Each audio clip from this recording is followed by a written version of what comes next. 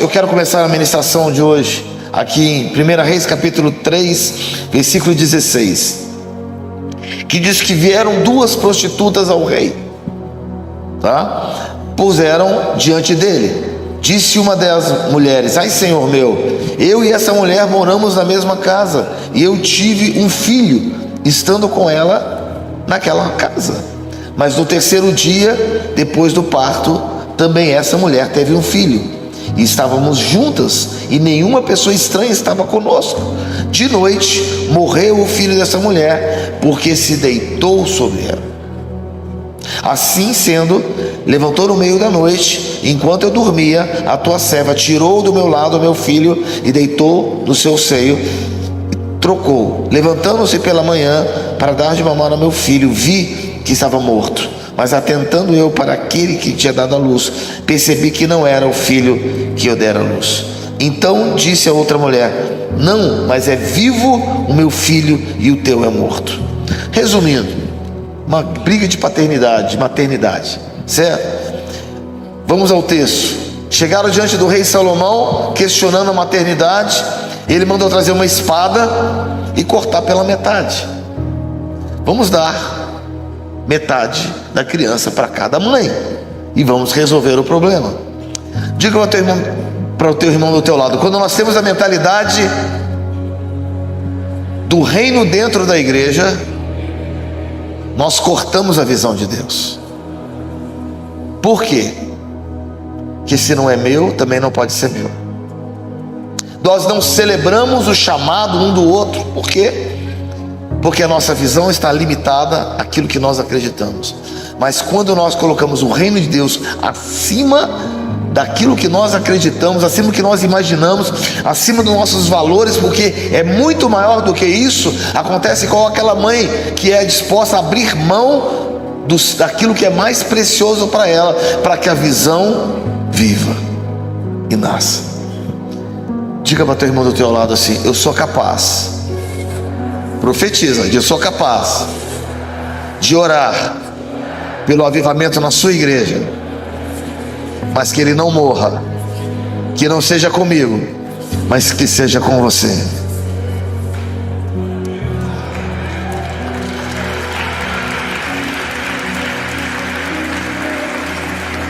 Mas se nós temos a mentalidade da terra, mentalidade do reino dentro da igreja, se não é comigo, então não é com ninguém.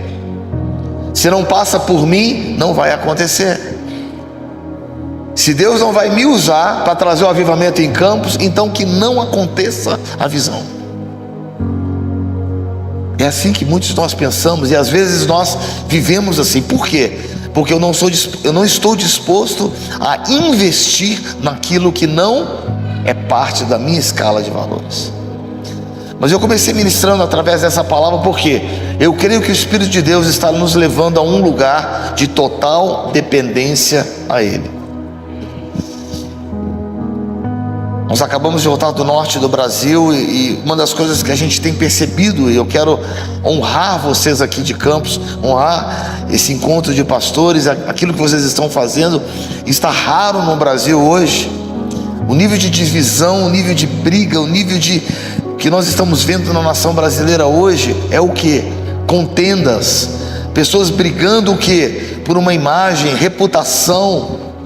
Vocês conhecem os conflitos que estão acontecendo hoje nas redes sociais. A gente não pega e defende aquilo que é o valor do reino, mas nós defendemos a nossa placa, nós defendemos os nossos valores, mas nós não temos coragem de publicamente confessar os nossos pecados. Porque a nossa visão não é do reino, mas é o reino dentro da igreja. Porque se a visão fosse dentro da igreja, facilmente nós faríamos como Davi, que o seu pecado se tornou público em Israel. Porque ele entendeu que se tocou em Deus, então tem que ser consertado publicamente. Estamos vivendo uma época onde não tem norte na nação, não existe voz profética na nação. Por quê? Porque a voz profética não é bem-vinda quando o ambiente está dentro de quatro paredes. A voz profética ela não é qualificada, posso dizer por quê? Porque quando o reino está dentro da igreja, nós preferimos e trocamos porque colocamos tudo a nosso favor e não aquilo que Deus pensa. Mas a Bíblia fala em Efésios capítulo 2 que sobre os apóstolos e profetas o fundamento da igreja precisa ser estabelecido. Isso é bíblico. Os fundamentos da igreja, eles não são com os pastores mestres, mas são com os profetas e apóstolos. Nós gostamos dos apóstolos, mas recusamos os profetas. Mas são os profetas, queridos, que trazem a consciência que o reino não está em quatro paredes. São exatamente o mover profético que abre os olhos das pessoas. Opa! Se você está defendendo o seu valor, a sua reputação, as suas opiniões, você não está defendendo o reino de Deus. Porque o reino de Deus defende o pobre. O reino de Deus defende o oprimido. O reino de Deus não tem partidarismo. O reino de Deus abre mão daquilo que é mais importante para mim, porque eu cedo para você. O reino de Deus vai muito além. Eu não escondo o pecado para defender a minha reputação. Levante as suas mãos assim, fala: Jesus, muda minha mente. Eu não quero reino dentro da igreja. Eu quero reino acima da igreja. Eu quero reino acima da igreja. Porque se você começar a viver o reino acima da sua denominação, acima da sua identidade, daquilo que você é, da sua família, quando você tiver um conflito com pessoas ou com denominações, você sempre vai escolher o lado de Deus e não aquilo que você acha importante. Quando a nossa mente está fechada, ela se torna denominacional. Abra comigo agora, por favor, no livro de Amós capítulo 2. Esse foi o texto que Deus me deu para ministrar. Diz assim: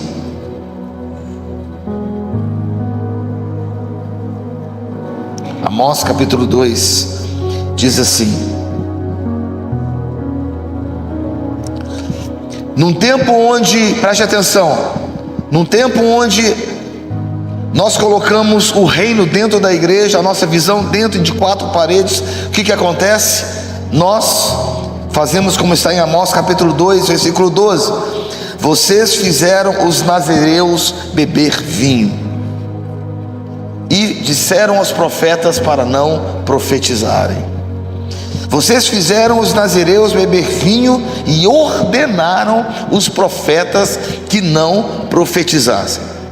Estamos num tempo hoje na nação brasileira vivendo exatamente isso. Por quê? Quem são os nazireus? A Bíblia fala que as 12 tribos tinham cada uma função, mas o voto de nazireado estava o quê? Disponível para cada um das tribos, o tempo que fosse necessário, a vida inteira, um determinado tempo. E 3 itens eram importantes no voto de nazireado. Primeiro deles, eles não poderiam beber vinho. Beber vinho é muito mais do que beber um líquido, é beber o que? Da sedução dessa casa, a sedução dessa vida. Quando nós somos chamados e separados por Deus, as coisas deste mundo não podem brilhar mais do que Jesus na tua vida. Segundo lugar, a sedução também tem a ver o quê? Com os prazeres dessa casa, os prazeres dessa vida. Então o que? Fizeram os nazireus beber vinho, o que? Muita gente boa na nação brasileira hoje, muitos líderes e pessoas de importância, líderes e também pessoas, líderes de célula, líderes de adoração, etc. Muitos de nós e muitas dessas pessoas estamos vivendo o que? Uma época de sedução. Uma época onde a gente fica entorpecido com o entretenimento. E mais do que isso, não temos dado o norte correto para a nação. E continua dizendo: e ordenaram aos profetas que não profetizassem. Por favor, eu quero só ouvir aquilo que é bom para mim. Quando a sua visão está dentro de 4 paredes, você não quer ouvir o que Deus tem para você, você quer ouvir aquilo que é bom para você. Mas nós precisamos chegar diante de Deus e falar: Senhor, o Senhor tem a liberdade para falar aquilo que nós precisamos ouvir. O que o Brasil precisa hoje, querido, não é ouvir palavras de coaches, entretenimento ou shows evangélicos. O que a igreja brasileira hoje precisa é ouvir uma palavra que vem direto do trono de Deus. O que o Brasil precisa hoje é ouvir qual é a palavra, não uma palavra. Qual é a palavra que os céus gritam para essa nação? Qual é a palavra, não para encher estádios, não para fazer parte do entretenimento de um culto, não para trazer público para a igreja. Nós temos transformado as nossas igrejas em casas de show. E nós nos pensamos porque estamos trazendo gente para a igreja, é a aprovação de Deus, querido. Isso não é a aprovação de Deus. 1 Crônicas capítulo 13, eles estavam apaixonados pela visão de Deus, e Davi disse: vamos trazer de volta a arca, de volta para a casa do Senhor em Jerusalém, vamos consultar os nossos generais. Mas não consultaram a Deus. Não basta nós termos uma boa vontade de nós servirmos a Deus. A pergunta é a forma, a estratégia e a obediência à voz de Deus. Levante a sua mão assim para o alto. Deus quer nos levar acima de 4 paredes. O Senhor quer nos levar acima da nossa mentalidade. O Senhor quer nos levar a uma consciência, a uma cosmovisão que vai muito além, sabe de quê? Daquilo que eu penso ou daquilo que você pensa. O que Deus pensa, o que Deus quer falar, o que Deus quer falar com o Brasil hoje, o que Deus está falando com o Brasil hoje. Nós vamos chegar nisso. E eles falaram: vamos trazer a arca e colocar em carros de bois. As estratégias para alcance da igreja. Diga para o teu irmão do teu lado assim: tem muita gente boa perdendo Deus, trabalhando para Deus.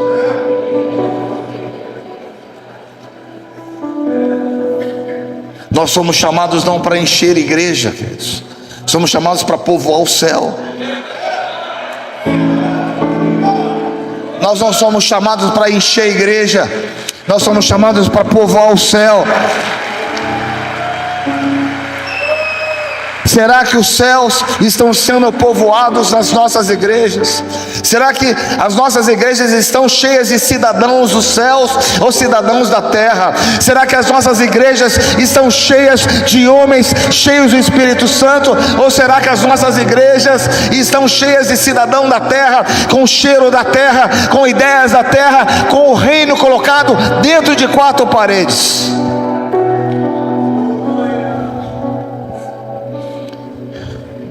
Fizeram os nazireus beber vinho. 3 características eram dadas para os nazireus. Primeira delas, eles eram chamados de loucos porque não poderiam tocar nada que era morto. Diga para o teu irmão: você não pode tocar nada que é de religião.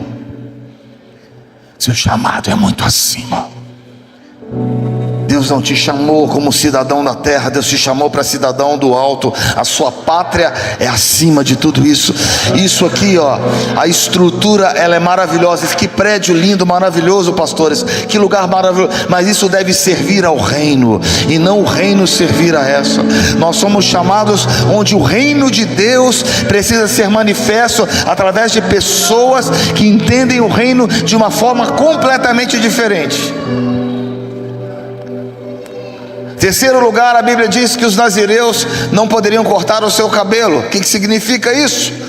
Significa que eles não andavam na direção da maioria.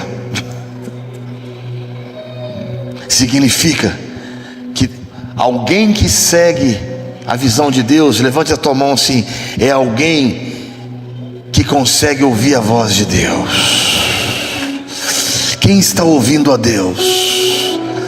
Quem está conseguindo ouvir a Deus? Nós precisamos da palavra de Deus, meu irmão. Nós não precisamos de mais uma boa ideia para encher a igreja. O que a igreja brasileira, o que nós precisamos é: qual é a palavra de Deus? O que Deus está falando para a nossa nação? Algumas características eu consigo entender. Primeira delas, Deus não está preocupado com imagem. Deus não está preocupado nem com números. Ele está preocupado com a essência. O Senhor está preocupado com a essência. E existe um clamor no coração de Deus, um clamor do verdadeiro clamor do coração de Deus. Qual é? É um clamor para uma verdadeira adoração. Existe um clamor no coração de Deus: aonde estão os verdadeiros adoradores? Abra comigo em João capítulo 4, e você vai entender e começar a perceber como Jesus se movia e como nós temos que mover como Ele. No Evangelho de João capítulo 4, a Bíblia diz assim, que os fariseus ouviram que Jesus estava batizando mais discípulos do que João. Qual era o conflito? Quem batiza mais? Qual é a igreja maior da cidade? Quem está fazendo mais para Jesus? Quem é mais relevante? Quem tem mais seguidor? E começa os fariseus. Fala comigo, os fariseus. Isso é preocupante, os fariseus. E ele continua dizendo assim: o que Jesus fez? Diga para Deus, o que Jesus fez? Jesus saiu. Meu querido, deixa eu te falar uma coisa. Quando Jesus percebe conflito na igreja, quando Jesus percebe divisão, sabe o que ele faz? Ele sai e vai para Samaria procurar uma pessoa. Eu me lembro no ano de 2014, eu estava em Moçambique, e eu não queria ir, a gente estava no auge, fazendo muitos eventos, e Deus me falou assim: pega o avião e vai lá em Moçambique. Heidi Baker me convidou, eu fui. Quando eu cheguei lá, quando vi nos olhos de uma criança, eu vi o reino. E Deus me disse assim: Ricardo, o reino de Deus é como dois braços. Um você sobe, uma mão você sobe, você sonha, faz evento, faz conferência, grava DVD, CD, sonha, alcança o máximo número de pessoas. Mas uma outra, você desce, você toca quem ninguém quer tocar, você vai nos lugares que ninguém quer ir, você ama as pessoas que não querem ser amadas. Está todo mundo só aqui, ó. Não tem nada de errado, eu amo os eventos com um propósito, mas eu amo parar por uma pessoa, porque foi aí que Jesus, ele largou o conflito e foi encontrar uma mulher samaritana. À meia-noite ele disse assim: me dá água para beber. Deixa eu traduzir do que ele disse. Ele disse assim: quanto do reino você carrega dentro de você? Ela disse: Senhor, eu não tenho nada para te oferecer.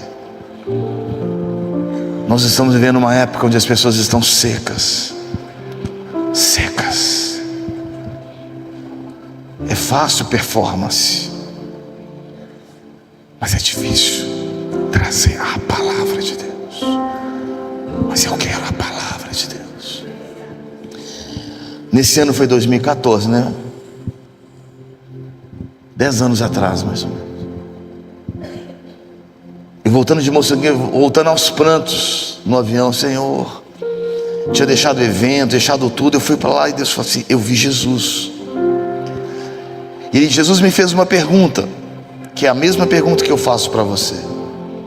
Se todo mundo, todos os seus melhores amigos, ministros, pastores, se todos eles baixarem o nível e colocarem o reino dentro de 4 paredes, e você ainda vai colocar Jesus acima de tudo? Quando não houver palavras, quando não houver canções. Deus parou de falar, porque o pior juízo de Deus não é uma correção de Deus, mas é o silêncio de Deus. É quando Deus para de falar. O meu pânico não é quando Ele fala comigo, eu tenho que me mudar. Meu pânico é quando Ele fica em silêncio, porque eu não sou tratado mais como filho. Aí Ele me fez essa pergunta: Ricardo, se você for a única pessoa, você ainda quer ser uma voz? Aí Ele me deu essa canção. Feche os seus olhos.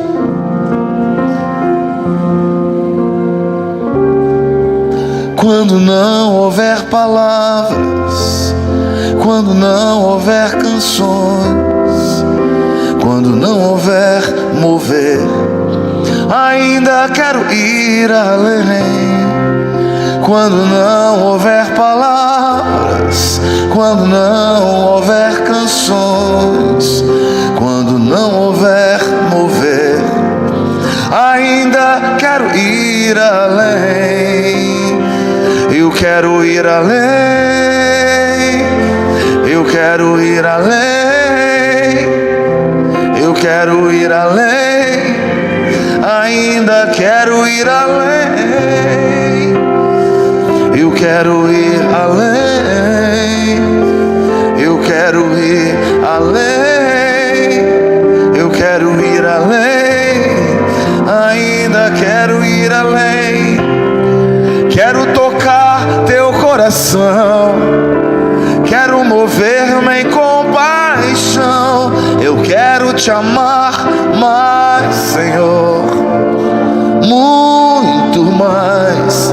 Quero tocar teu coração, quero mover-me em compaixão.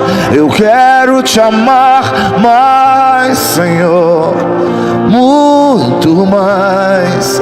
Abre os meus olhos, abre os meus ouvidos, rasgue o meu coração.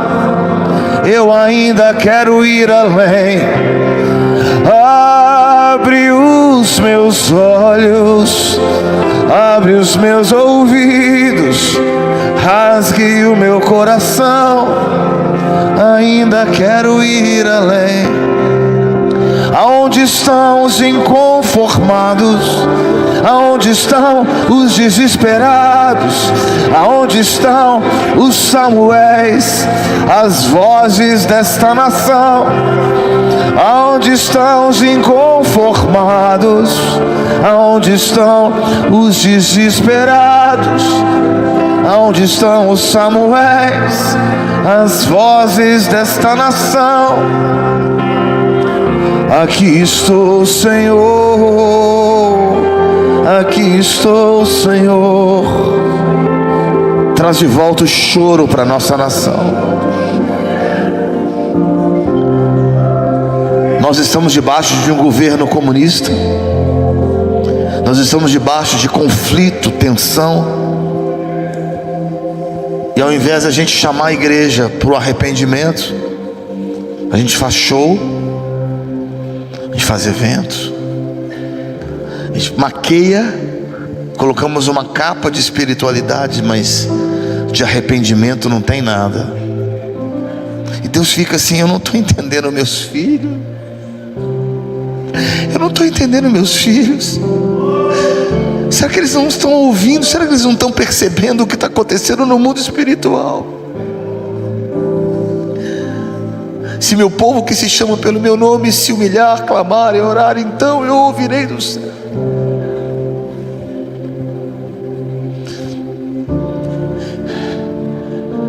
Ai, Deus me deu esse texto que para mim me chocou.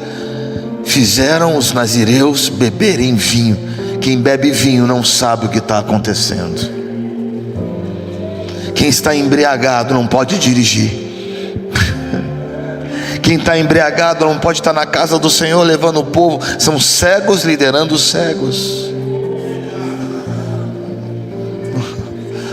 Que não permite a voz profética,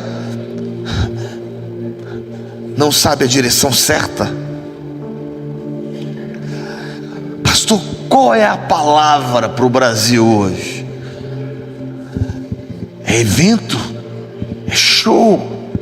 A palavra é simples: arrependimento.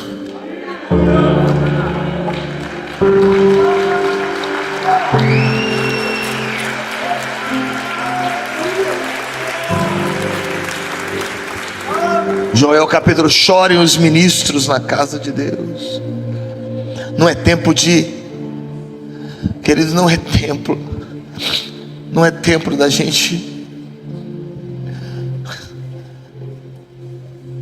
Tem tempo de festa, mas tem tempo de luta. Quem me conhece sabe, eu trabalhei num país comunista durante quase 20 anos da minha vida. Eu ia todo ano, né? Vamos voltar agora. Estamos ampliando, nós estamos sustentando famílias, ajudando, começando um projeto de sustentação de famílias em Cuba. Minha vida inteira eu andei em cima dessa leitura de compaixão pelas pessoas. Só que tem um detalhe hoje: a gente não consegue perceber que nós somos as pessoas hoje necessitadas. E o Espírito de Deus, os olhos dele estão sobre a nossa terra, e ele está procurando aqueles cujo coração é completamente dele. E o que Deus me disse foi: os nazireus, aqueles que eram para ser vós, estão embriagados.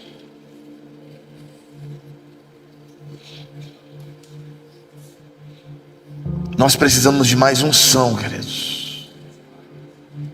1 Reis capítulo 18, vem um texto muito, muito conhecido de nós, quando Elias ele pega um altar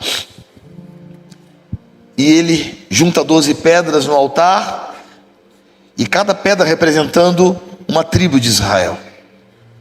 1 Reis 18, para ser bem preciso. E cada pedra representava o quê? Uma identidade de cada tribo. E Deus me disse assim: Ricardo, diga para a minha igreja que cada pedra representa uma mensagem que tem que ser trocada nos púlpitos do Brasil. As mensagens dos púlpitos precisam mudar. Enquanto as mensagens não mudarem, o fogo não vai cair do céu. As mensagens hoje têm sido para o homem, para o nosso ego. Nós pregamos para você se sentir bem. Quando eu falo nós, é o Brasil. Nós pregamos para que você se sinta bem com um coach, você seja bem sucedido com algo. Mas nós não pregamos mais sobre cruz, nós não pregamos mais sobre arrependimento, nós não falamos mais sobre negar a sua vida. Por isso nós estamos enchendo as igrejas, mas nós não estamos fazendo discípulos à imagem dele. Me perdoem as mulheres, mas nós estamos empoderando as mulheres de uma forma tal que não é bíblica. Por quê? Porque há um engajamento. Então você se sente bem, vaidosa, e Deus fala assim: a mulher de Deus é chamada por Deus para ser simples, não precisa botar uma marca de nada, tem que ser simples e cheia do Espírito Santo. Mas nós nos impressionamos com imagens, nós nos impressionamos com Instagram, nós nos impressionamos com muita coisa, e Deus fala: vocês se impressionam, mas vocês não voltam para a palavra. A Bíblia fala que a mulher deveria ser simples. Não estou dizendo mal arrumada, mas estou dizendo simples. Não se prega mais sobre missões na igreja, não se fala sobre arrependimento, avivamento. Queridos, os maiores moveres de avivamento que aconteceram ali na Rua Azusa, nos Estados Unidos, no país de Gales, no mundo inteiro, começaram com pessoas chorando pelos seus pecados. Senhor, tem misericórdia de mim, tem misericórdia de mim. São pessoas que entenderam esse chamado, que nós estávamos apartados e longe de Deus. E qual o texto que você vai usar agora, pastor? Eu vou usar o texto que está lá em Daniel. Abra comigo, Daniel capítulo 9, diz assim: nós pecamos. Nós temos pecado. Para se falar de um ministério profético hoje no Brasil, não tem como nós não falarmos sobre o quê? Arrependimento. Precisamos voltar. E diz assim: por isso voltei ao Senhor com oração, súplicas, em jejum, pano de saco coberto de cinza, e orei ao meu Deus e confessei. É tempo de confessar pecado e não de segurar reputação.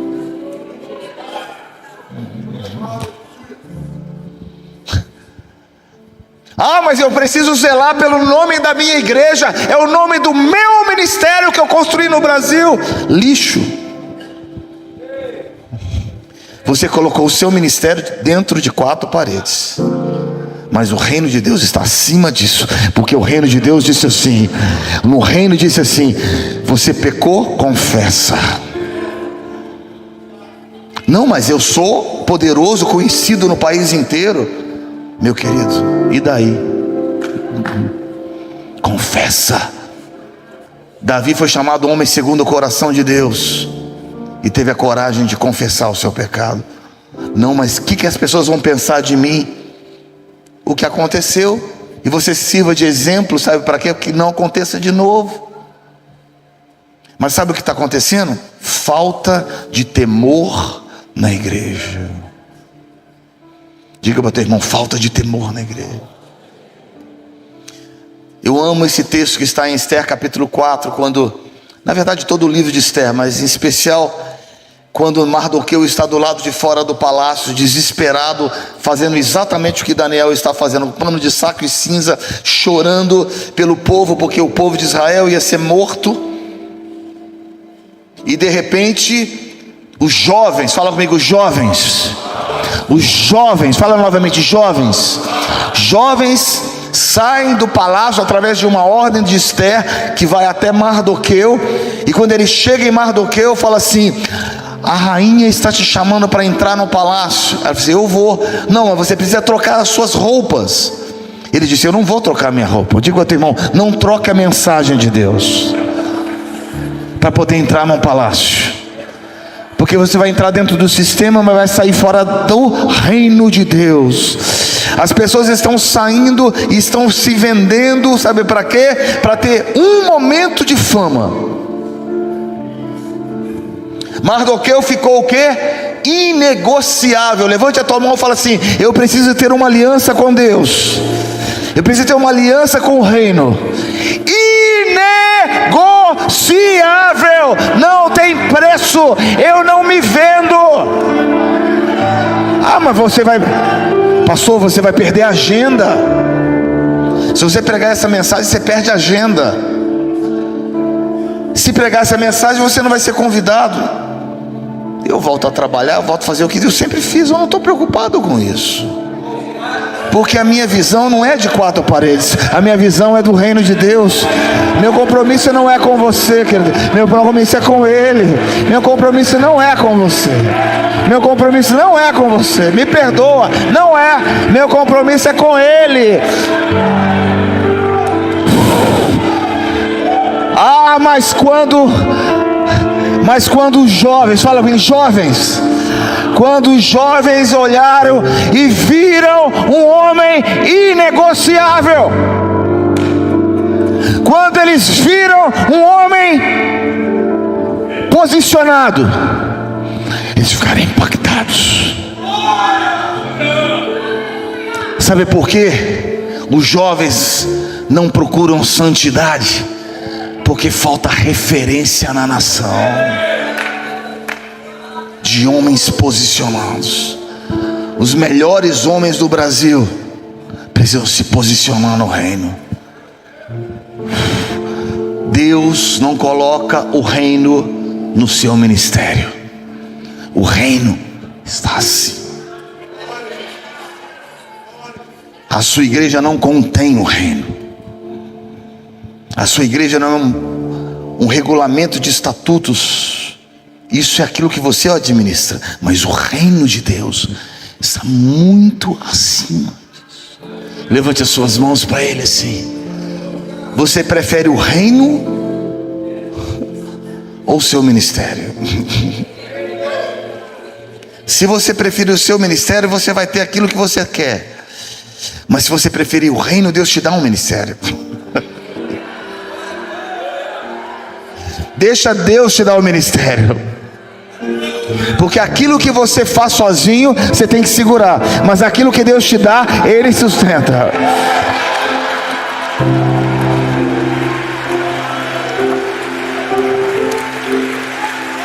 Aquilo que Ele te dá, Ele te sustenta. Fala com o teu irmão, é tempo de trocar as mensagens dos púlpitos. Os púlpitos, fala com teus irmãos, os púlpitos do Brasil precisam trocar as mensagens. Você quer avivamento? Então tem que trocar mensagem. Se não trocar mensagem, não tem avivamento. Meu Deus. Houve uma mulher, está em Juízes capítulo 4, Juízes capítulo 5. Fala comigo, o nome dela era Débora. Os homens estavam completamente acovardados. É uma época parecida com a nossa. A gente o sacerdócio masculino para trás, tímido. Deus levanta uma mulher. Deus levanta uma improvável, uma mulher chamada Débora. No meio de uma geração de homens, Deus levanta essa mulher. Meu Deus, que coisa tremenda.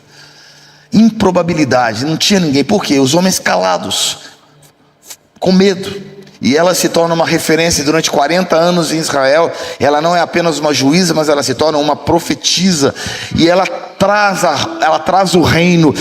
A manifestação vem através da sua vida. E olha o que acontece, queridos. Durante 40 anos, nenhum líder de referência de homem apareceu. Nem por isso ela criou agora novo estatuto das mulheres. Sabe o que ela fez? Isso está em 2 Ricardo capítulo 3, versículo 5. Ela orava: Senhor, levanta o sacerdócio dos homens. Senhor, levanta o sacerdócio dos homens. Eu estou aqui temporariamente ocupando um lugar, porque Deus, Ele não tem acepção de pessoas. Deus levanta aquela mulher. E tem uma coisa, só que Deus quer fazer algo com os homens. Aí um anjo aparece no capítulo seguinte. Um anjo aparece para Gideão. Fala comigo, Gideão. A unção estava sobre a vida de Gideão.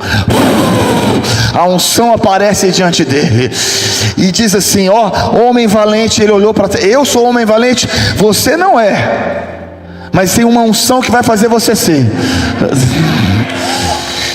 Você não é, você é um incapacitado, mas tem alguém aí, uma intercessora, uma mulher que orou durante 40 anos para que você se levantasse, homem, e você parasse de ser medroso e você fosse levantado diante de Deus, e aquela unção ficar te perseguindo. Diga para teu irmão: abra a porta para a unção perseguir você. Meu querido, preste atenção no que eu vou te falar. Gideão estava malhando trigo no altar, malhando trigo no lagar. E sabe de uma coisa? Ele estava lá fugindo da sua identidade. O Brasil hoje está fugindo da sua identidade. Nós somos chamados por Deus para sermos referências no mundo. Está aqui um homem que já rodou mais de 42 países do mundo. As nações esperam a manifestação da adoração que vem do Brasil.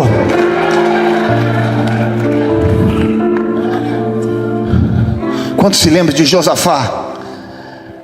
A Bíblia diz que ele se prostrou e adorou.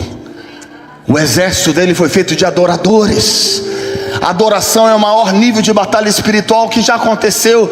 Só que é uma adoração diferente, é uma adoração profética. Porque ele adorou e profetizou. Ele adorou 2 vezes. Fala comigo, porção dobrada. Existe uma unção sobre o Brasil, uma unção, e eu creio, pastores, que Deus quer fazer algo aqui conosco em Campos. Deus quer fazer algo aqui neste lugar. Sabe por quê? Porque tem poucos lugares que têm a unidade que vocês têm. Tem poucos lugares que a gente consegue fazer o que nós estamos fazendo aqui. Isso é um sinal da parte de Deus. O quê? Que Deus quer levantar adoradores e aqui neste lugar. E a unção vai perseguir a igreja brasileira de novo. Levanta, homem valente, vai na tua força. Ah, mas Senhor, eu sou o menor da minha casa, eu sou o mais pobre. Deixa eu te falar uma coisa, cara. Eu moro fora do país já tem 8 anos. Já morei fora há muito tempo, já rodei o mundo todo. Deixa eu te falar uma coisa: o que nós temos, ninguém tem. Eu vou te falar, o que nós temos, ninguém tem. E eu não estou mentindo para fazer média com você. O que nós temos como adoração nessa nação, nenhuma outra nação tem. Acho que você não entendeu. Nós temos a maior arma de batalha espiritual no mundo. E nós estamos fazendo o quê? Fugindo da nossa identidade, deixando com que um governo oprima e ameace a gente. Nós estamos deixando com que pessoas ditem aquilo que a gente pode fazer. Agora pode maconha, agora pode isso, agora pode aquilo. E vai ser o que daqui a pouquinho? Daqui a pouquinho pode pedofilia, daqui a pouquinho pode, e você vai ficar calado. Daqui a pouquinho pode a igreja calada. Não! Nós, no Brasil, nós temos a maior arma de batalha espiritual do mundo.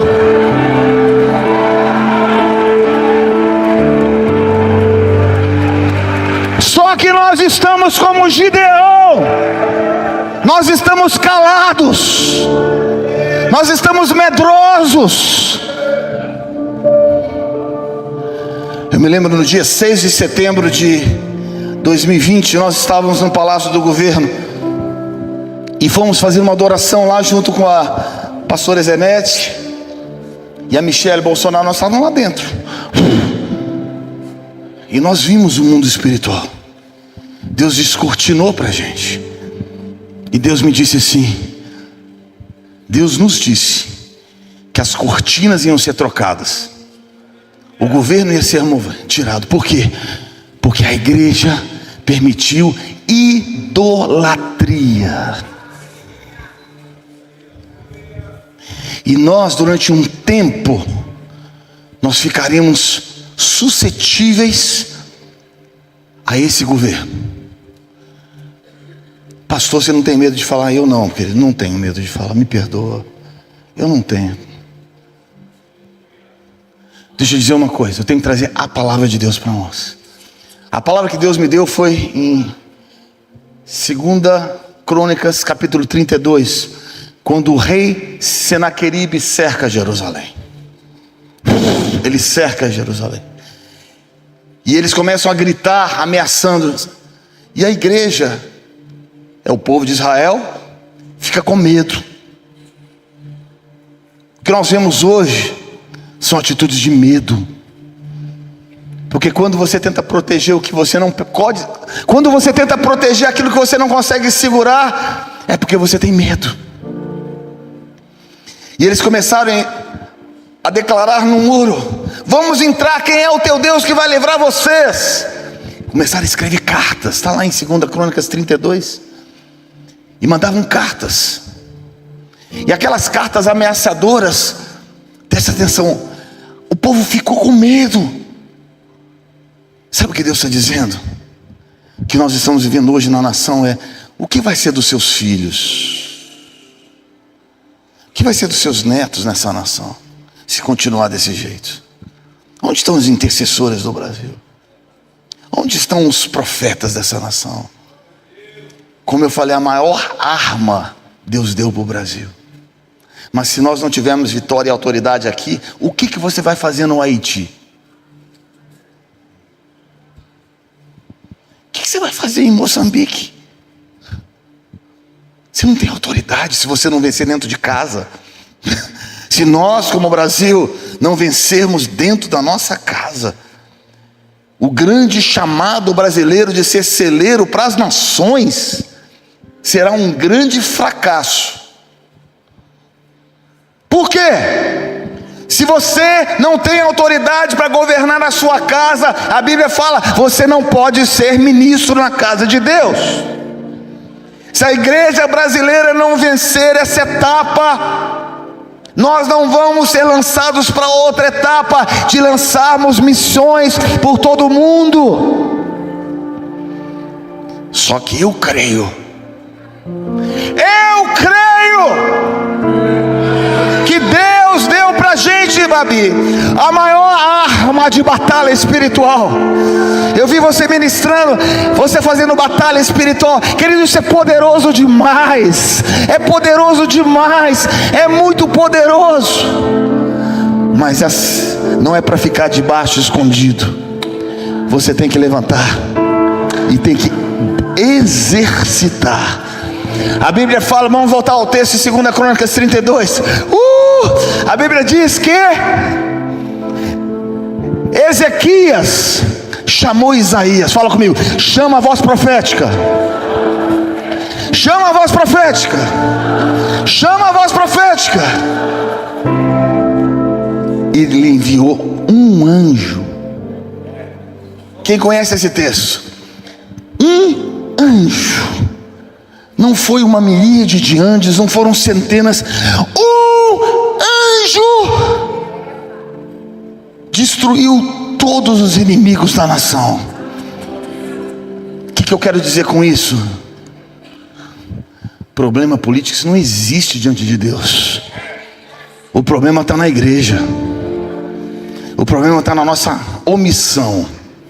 O problema está na gente, sabe o que?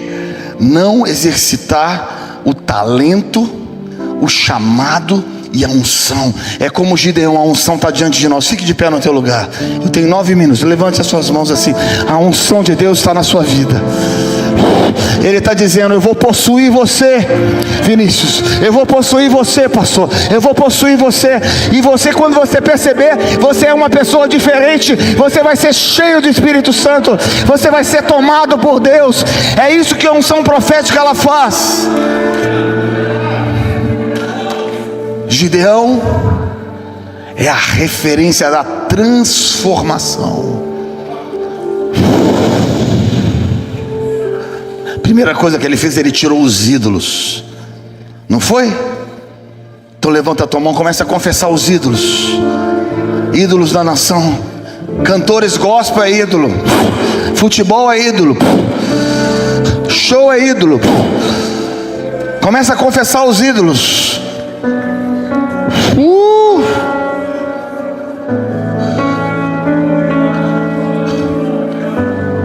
Ele começou a confessar os seus. E a liberdade será a canção do meu coração.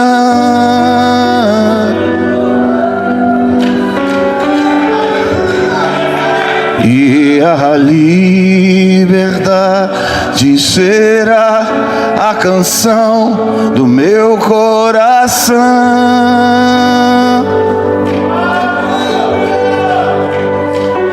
Eu sou livre, livre para te adorar.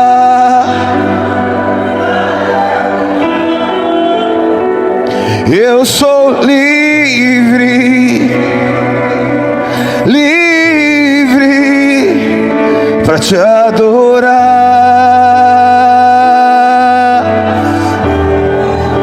E o véu do templo se rasgou, e agora eu posso entrar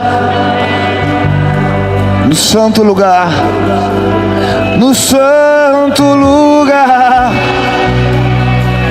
nas alturas, aonde tu és.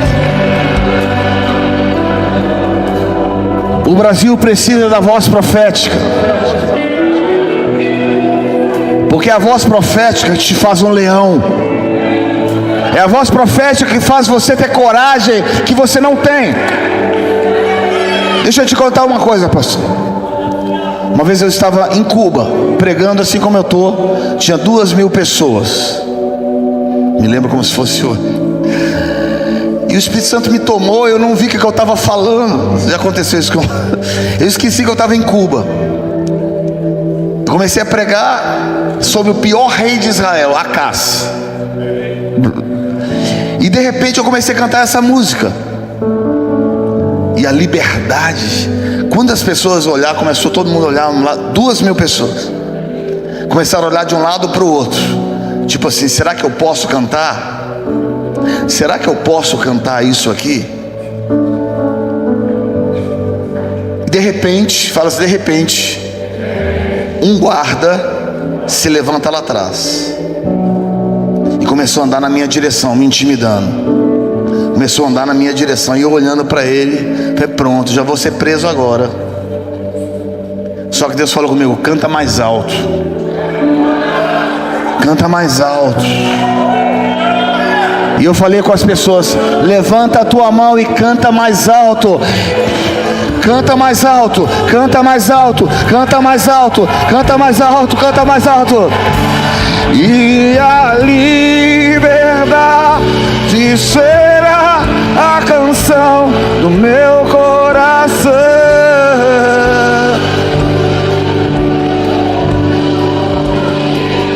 E a liberdade será a canção do meu coração. Não vou mais olhar atrás. Não vou mais olhar atrás.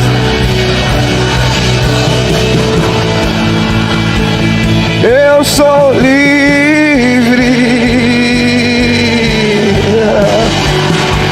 Não vou mais olhar atrás. Eu sou livre.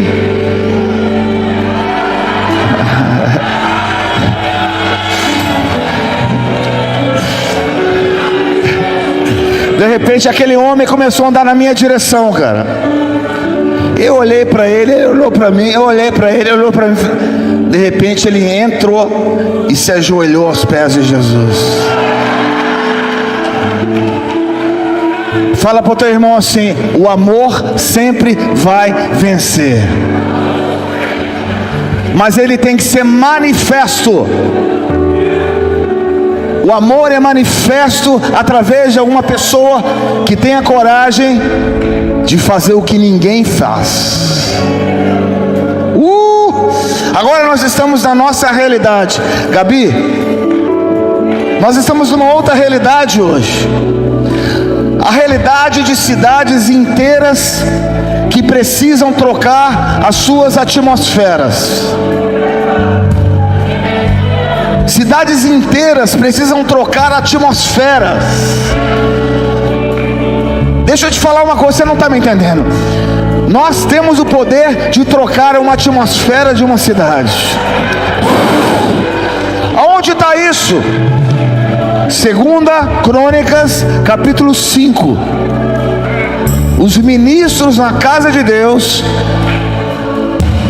consagrando o templo, a glória desceu.